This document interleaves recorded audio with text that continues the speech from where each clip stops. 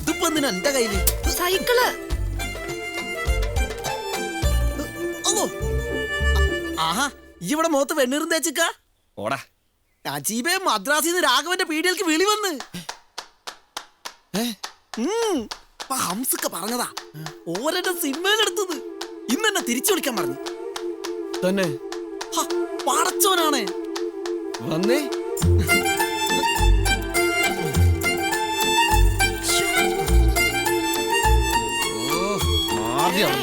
എന്തേ കാട്ടുന്നേ? ഈ ചെരുപ്പ് ഇട്ടിട്ടില്ല. ചെരുപ്പ് വിട്ടോ വിട്ടോ. ചവിട്ട് ചവിട്ട്.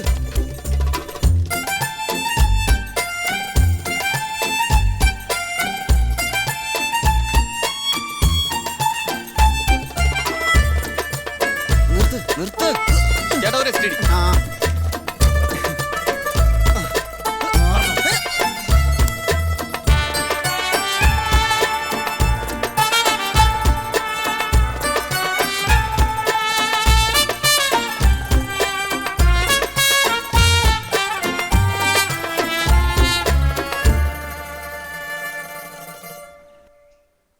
ഉമ്മ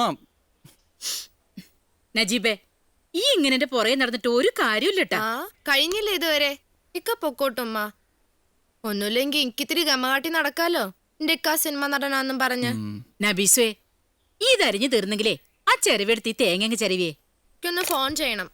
അയ്യ, ഒരു കുടുംബത്തിലേക്ക് കെട്ടിച്ചുവിടേണ്ട പെണ്ണാണ്. 24 മണിക്കൂറും ഫോൺ തന്നെ. എന്റെ ഉമ്മ, നിങ്ങൾ എന്റെ അവസ്ഥയൊന്ന് മനസ്സിലാക്ക്. ഞാൻ ജീവിതകാലം മുഴുവൻ ഇങ്ങനെ കായക്കച്ചവടമായിട്ട് കഴിഞ്ഞോട്ടെന്നാ. എന്താടാ കായക്കച്ചവടത്തിനൊരു കുറവ്? അതുകൊണ്ടല്ലേ ഈ ഞാനൊക്കെ വെള്ളം കുടിച്ച് കഴിയണേ. അതല്ലുമ്മ, നിങ്ങളൊന്ന് ആലോചിച്ച് നോക്ക്. ഈ സിനിമ ഇറങ്ങി കഴിയുമ്പോ കോഴിക്കോടും തിരൂരും പരപ്പനങ്ങാടിയിലും എന്റെ തല വെച്ച പോസ്റ്ററുകൾ ഇങ്ങനെ. അതോടുകൂടി എന്റെ തലയുണ്ടാവും. പരപ്പനങ്ങാടിയിലല്ല, ഈ പോരെന്റെ മധുരമ്മ. അന്റെ ബാപ്പ അതാടെ വെട്ടിവെക്കൂ. എന്നെ കൊണ്ടത് പറയിപ്പിക്കല്ല എന്റെ നജീബേ. അന്റെ ബാപ്പ അറിഞ്ഞ എന്താവും സ്ഥിതി നീ ആലോചിച്ചിട്ടുണ്ടാ? എന്റെ ഉമ്മ, ഞാൻ തിരിച്ചു വന്നിട്ട് വാപ്പാനെ വിശദമായിട്ട് കാര്യങ്ങൾ പറഞ്ഞ് മനസ്സിലാക്കോളാം. അതുവരെ പിടിച്ചിരിക്കാൻ ഒരു ചെറിയ കള്ളം. എന്ന് പോയി എന്റെ നജീബേ. ഞാൻ പറഞ്ഞോട്ട് ഉമ്മ, മദ്രാസിൽ ഒരു കോളേജ് തുടങ്ങുന്നുണ്ട്, അവിടെ കമ്പ്യൂട്ടർ പഠിക്കാനെന്ന് പറഞ്ഞാ മതി. ഉമ്മ പറഞ്ഞ വാപ്പ വിശ്വസിച്ചോളും. ഇല്ലാച്ചാ പിന്നെന്താ വേണ്ടെന്ന് അറിയാം. ആദ്യമായിട്ടും അവസാനമായിട്ടും ഉമ്മന്റെ മോനൊരാഗ്രഹം പറഞ്ഞിട്ട്. എന്റെ നജീബേ, ഈ എന്നെ ബേജാറാക്കല്ലേ. അതാണ് ഉമ്മ ഞാൻ പറഞ്ഞത്. വാ നടക്കുമ്മ, പറയണ കേക്ക്. ഉമ്മ ഫോൺ ഉപ്പാനെ വിളിച്ച് കാര്യം പറയും. മദ്രാസ് എന്ന് പറഞ്ഞാൽ പോർഷ്യലൊന്നും അല്ലല്ലോ. ഏറിയ 2 മാസം. അത് കഴിഞ്ഞാൽ ഞാനിങ്ങോട്ട് വരില്ലേ. മാറിക്കിടി.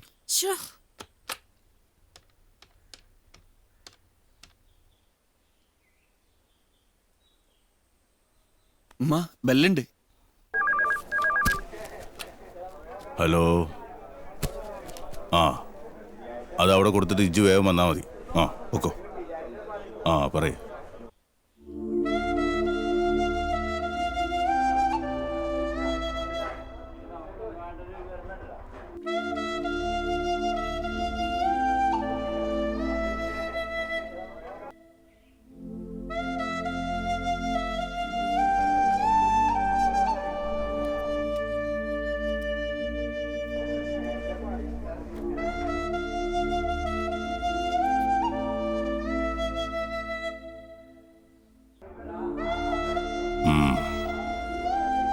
ഓൻ്റെ ഇഷ്ടം അതാച്ചാ ഓൻ പൊയ്ക്കോട്ടെ.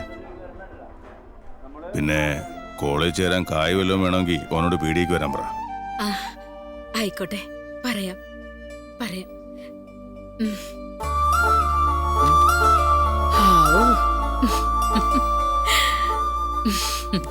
ഒരു വിധത്തിൽ മൂപ്പര് സമ്മതിച്ച്.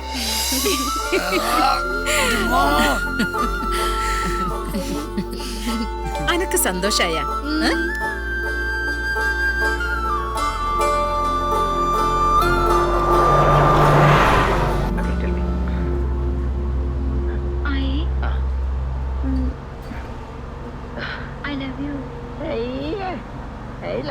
ഈ ഐ ലവ് യു ആർക്ക് വേണം? കേൾക്കുന്നതിനകത്തൊരു സുഖം വേണ്ടേ? ഇങ്ങനെ പറയൂ. I love you. എന്റെ സൈനബ, ഞാനെന്തോ ജീവപര്യന്തം തടവിന് പോകുന്ന പോലെയാണല്ലോ നീ കരയണേ. 2-3 മാസത്തെ കാര്യം, അത് കഴിയുമ്പോ ഞാനിങ്ങോട്ട് തിരിച്ചു വരില്ലേ? എന്നാലും നിങ്ങളൊന്ന് കാണാണ്ടും കേൾക്കാണ്ടും.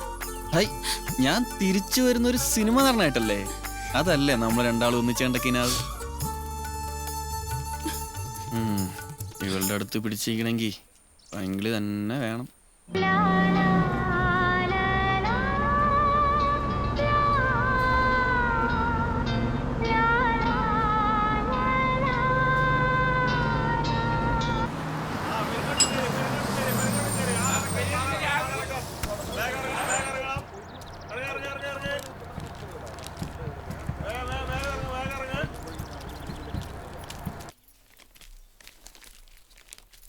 എനിക്കത് വീടല്ല, നരക.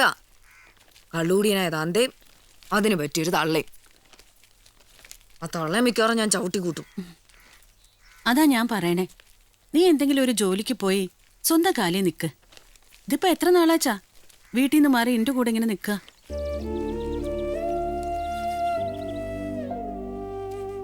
അയ്യോ മോളെ, അത് എനിക്കൊരു ബുദ്ധിമുട്ടായിട്ടല്ല, നിന്നെ വേദനിപ്പിക്കാൻ വേണ്ടി പറഞ്ഞതുമല്ല. നമ്മളൊക്കെ പെണ്ണുങ്ങളാ.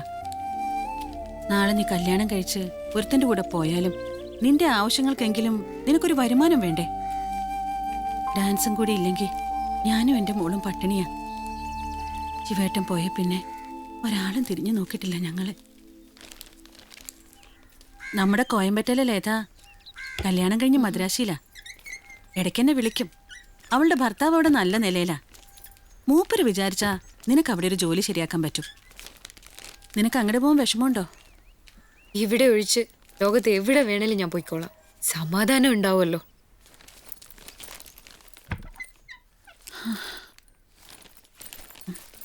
ആ മോളെ, ആ ഡയറിയിലേ ലതാ മദ്രാസ് പറഞ്ഞിട്ട് ഒരു നമ്പർ എഴുതി വെച്ചിട്ടുണ്ട്. നീ ഒന്ന് നോക്കിയെടുത്തിട്ട് വാ.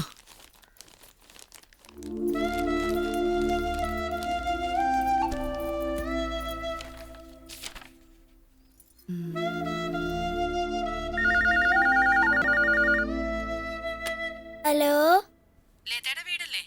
ആരാ? ഛേ, അച്ഛനോട് ഫോൺ എടുക്കരുന്ന് പറഞ്ഞിട്ടില്ലേ? പോയിരുന്ന് പഠിക്ക്. ഹലോ, ലത? അതെ. ആ, ഇത് ഗായത്രിയാ, പാലക്കാട്.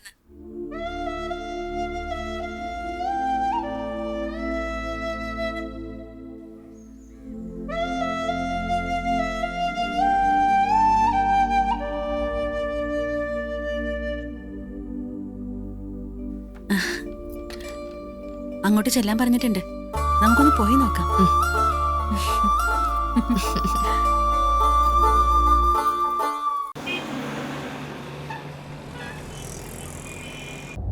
നീ ഡ്രൈവിംഗ് ഒക്കെ എപ്പോ പഠിച്ചു? ഇവിടെ ഇതൊക്കെ അത്യാവശ്യമല്ലേ? ഇവള് ഡ്രൈവിംഗ് പഠിച്ച കാരണം എനിക്ക് സുഖ. ഷോപ്പിങ്ങിനൊക്കെ ഇവള് ഒറ്റയ്ക്ക് പൊക്കോളൂ, അല്ലേടോ? ഇതെപ്പോഴാ ഊരണേ? ഇതിനിയും ഒരാഴ്ച എടുക്കും. ഡോ, ഇന്നല്ലേ ഡോക്ടറെ കണ്ട ദിവസം? ആ, 4 മണിക്കാട്ടോ. സാവിത്രി ഏതുവരെ പഠിച്ചു? 10 വരെ പഠിച്ചു. പിന്നെ വീട്ടിൽ പഠിക്കാനുള്ള സൗകര്യമൊന്നും ഉണ്ടായില്ല. ഇവള് നന്നായി ഡാൻസ് ചെയ്യും.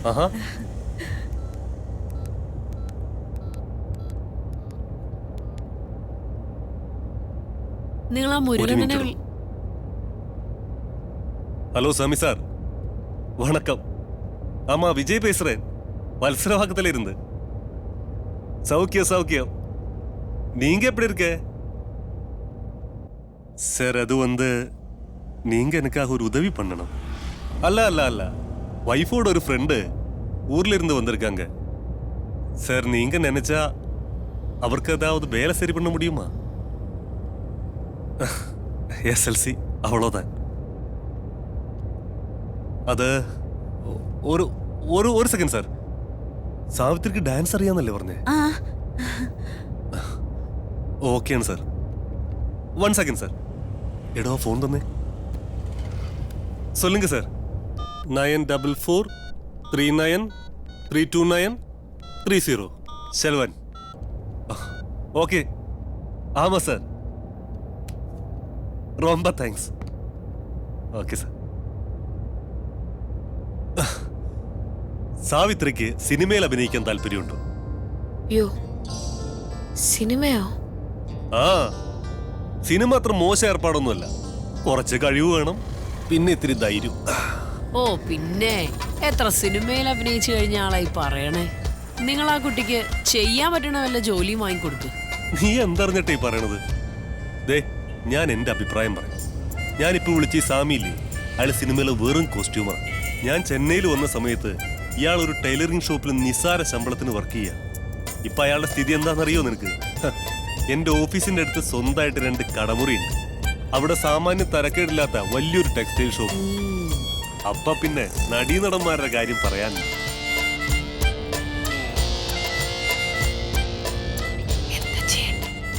ആലോചിച്ചു പറയേ, മോളുടെ ജീവിത.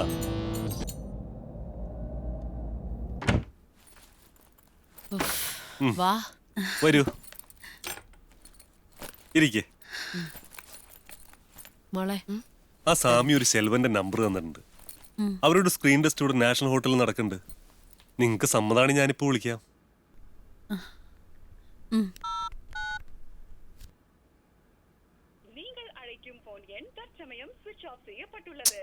സ്വിച്ച് ഓഫാ. ശെൽവൻ അവിടെ തന്നെ കാണും. അയാളെ ഒന്ന് പോയി കണ്ടാ മതി. ടീച്ചറെ ഇങ്ങനെ ഒന്ന് പറഞ്ഞ രണ്ടാമത്തിന് ടീച്ചറെ വിളിക്കാൻ പോയാ സാവിത്രിക്ക് അതിന് തന്നെ നേരം കാണുള്ളൂ. ദേ, കുറച്ചുകൂടി ബോൾഡ് ആയിരിക്കണം. ഇത് മദിരാശിയാ. ഇവൾ ആദ്യമായിട്ടാ നാട്ടിൽ നിന്ന് മാറി നിക്കണേ. സ്ക്രീൻ ടെസ്റ്റ് ഏതായാലും 2 ദിവസം കൂടി കാണും. ഇയാളൊന്ന് ചെന്ന് കാണും. കിട്ടിയില്ല നമുക്ക് വേറെ പണി തപ്പാടോ.